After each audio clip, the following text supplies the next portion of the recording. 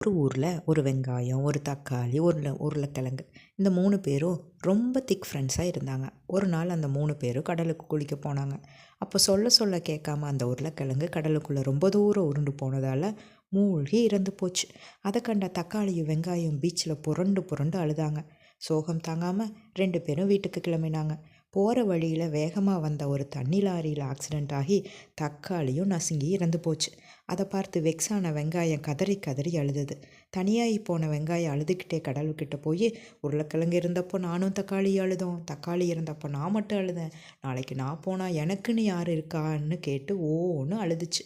அந்த வெங்காயம் அழுவதை பார்த்து தாங்கிக் கொள்ள முடியாத கடவுள், சரி இனிமேல் நீ இறக்கும்போது யாரெல்லாம் பக்கத்தில் இருக்காங்களோ அவங்க எல்லாம் அழுகுவாங்கன்னு சொல்லி அதுக்கு ஒரு வரத்தை கொடுத்து சமாதானப்படுத்தினாராம். ஸோ இனிமேல் யாராச்சும் வெங்காயம் இருக்கும்போது ஏன் கண்ணில் தண்ணி வருதுன்னு கேட்டால் திருன்னு முழிக்காமல் சோகமாக அந்த திக் ஃப்ரெண்ட்ஸ் கதையை தெரியப்படுத்துங்க.